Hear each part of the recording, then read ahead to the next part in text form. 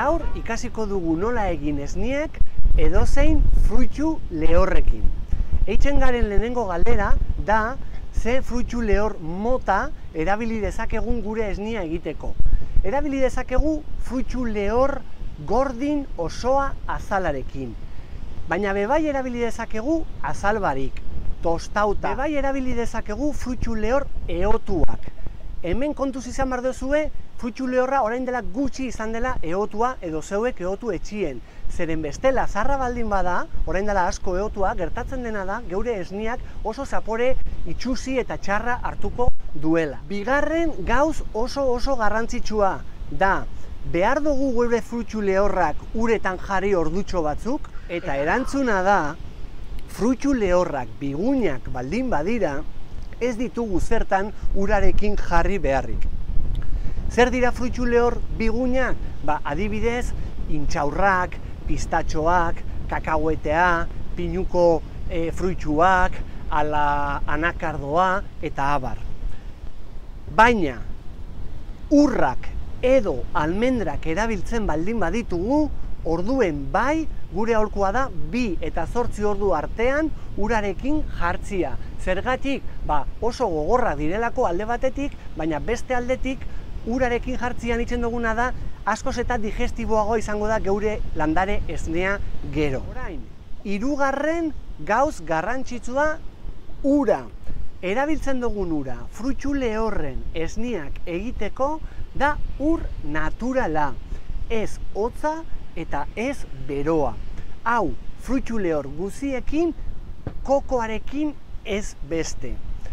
Koko esnea egiteko beste pelikula bat da. Hasten gara eta egin behar dugu almendra esne goxo bat, almendra gordin osoakin eta bere azaltxoarekin eta guzi. Sartzen dugu litro bat ur. Filtroa sartzen dugu. Ni jarrikotzat orain 100 gramo almendra litro bat egiteko. Lehenengo beti, nola almendra urarekin daukat, urrau kendu egiten dut. Eta orain, 100 gramo almendrak barrura.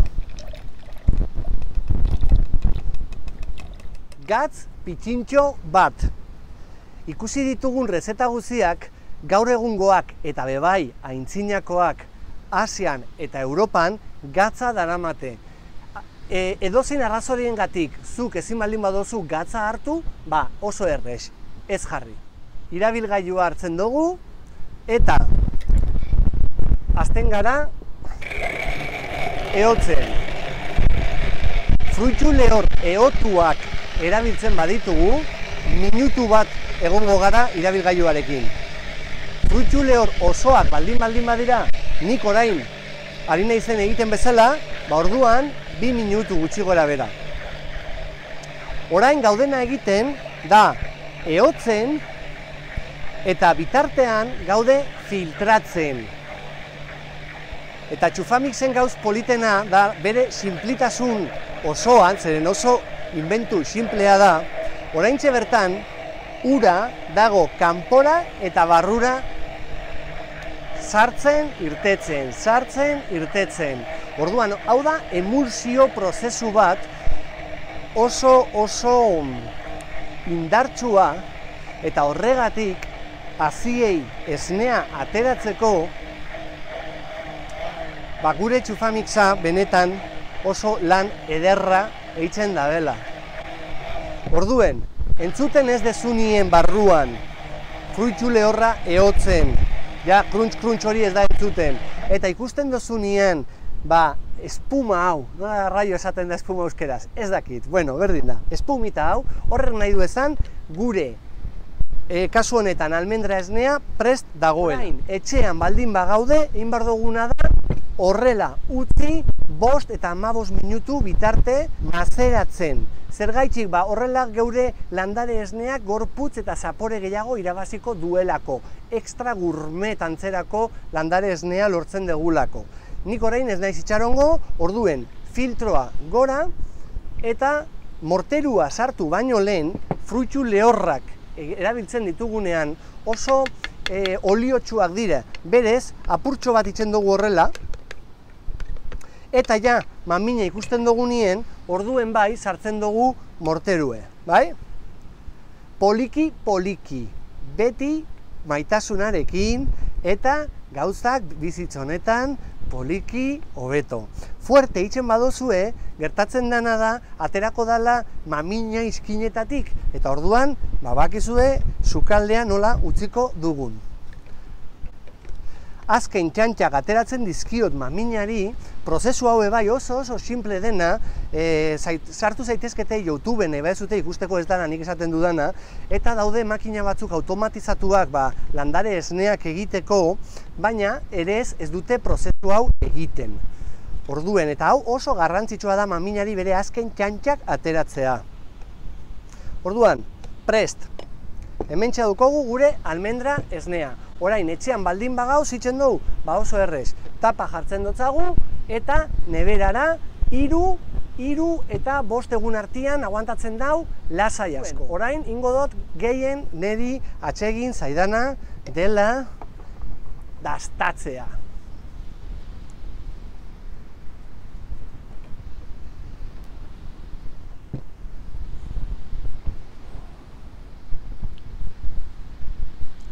Edarra dago.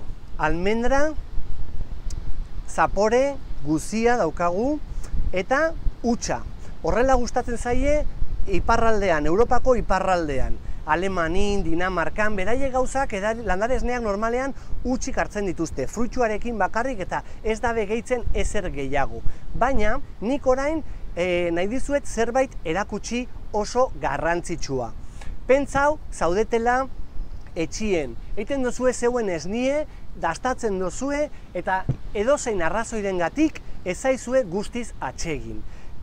Hori ez onartu mesedez, zeren landare esneak ez da bakarrik osasuntsuak direla, noski, baina horretaz gain oso zaporetsuak dira, eta oso goxoak, gozatzeko, ondo gozatzeko. Eta orduan ez dugu landarea esnea egiten gelditzeko horrela eta bueno, tal, ez. Orduan, kasu batengatik, zuek dastatzean, ez zaizue guztiz gustatzen, begiratu nolako erresa den. Berriro egitea esnea. Hartzen dugu filtroa mamin berberarekin. Sartzen dugu filtroan berriro. Eta orain orduan egingo dugu almendra esnea, pixkat Mediterraneoan egiten den bezala. Italian eta, Ibiza, Mallorca aldean oso popularra dela. Nola ingo dugu? Ingo dugu. Gehitu kanela apurtxo bat. Kanela bota dezakegu eotuta, edo bota dezakegu arraman bebai. Limoi azal apurtxo bat. Nahi badezute laranja azalarekin bebai oso goxo gelditzen da. Orduan, limoi azala hartzen dut, sartzen dut filtroan.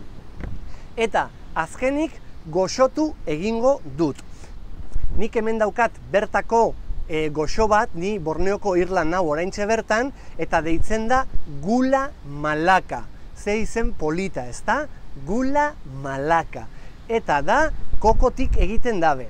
Oso tipikoa dabe bai Sudamerikan, deitzen dabe papelon, guarapo izen ezberdinak dit.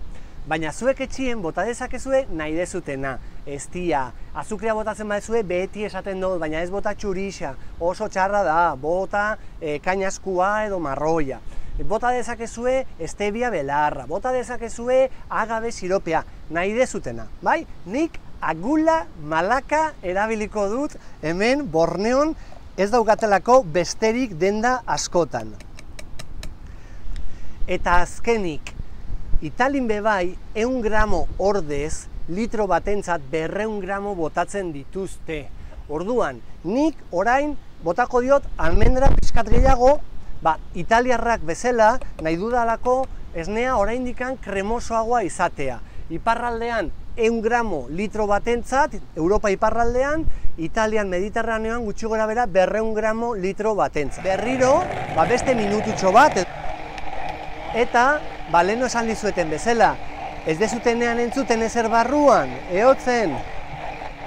Eta ja, agertzen danean hemen, espumila hau, espumilla. Bueno, nolako euskera, barkatuko didazue, benetan. Nire euskal indixue. Erdi bizkaitxarra, maiabikue, erdi giputxia, donostikue,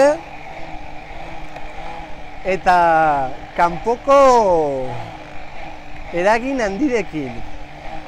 Valentzikoak, Venezuelakoa, Teruelekoa, euskal mestizoak. Bagauz, euskal mestizoak, bagauz.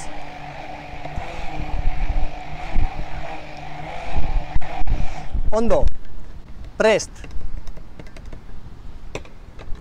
Orain, gogoratu, etxean nau, mazeratzen usten dut horrela, 5-15 minutu. Ni orain gora, sartzen dut egurrezko koilara, apurtxo bat bueltak eman, eta hasten naizenien hemen barruan, likido ordez mamina ikusten, orduen morterua sartzen dotzat. Eta behitxu ze polita eta ze simple, baina nola ari garen orain, almendra maminaren azken txantxak hor ateratzen, ezta?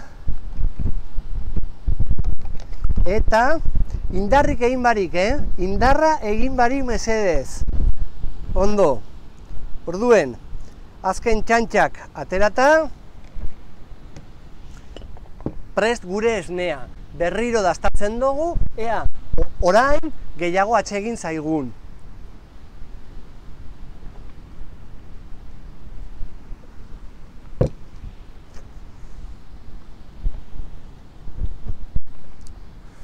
Dau itzela. Da beste planeta bat bezala. Barkatu. Da beste planeta bat bezala. Esne hau da Marte. Eta leheno egin duguna da Saturno. Eta behitxu bakarrik minutu bat tardatu dotela berregiten. Bai? Ez da bat bestea baino hobeagoa. Dira ezberdinak. Bat zan hutsa, almendra hutsa, oso goxoa, jende askori horrela atsegin zaio, eta hau da, gehiago jolasten, ezta? Jolasten, sukaldatzen gure txufamixekin, osagai ezberdinak barrura sartzen, eta bueno, modelo mediterraneo, ezberdin. Eta orain, hemengo maminarekin gauz pilo bat egin daitezke, beraz ez bota. Hau da almendraren mamina, baina berdin beste fruitu lehorren edo beste azien maminarekin. Adibidez, honekin egin dezakegun etxean nozilla ekologika kasera bat, almendra ekologikoa erabiltzen badugu noski, baina 5 minututan oso errez. Edo egin dezakegu pate bat belarrekin dala pasada bat benetan, eta berbait tardatzen da 5 minutu. Eta orain, erakutsi behar dizue trukotxo bat, zeren fruitu lehorrak badakizue oso garestiak direla.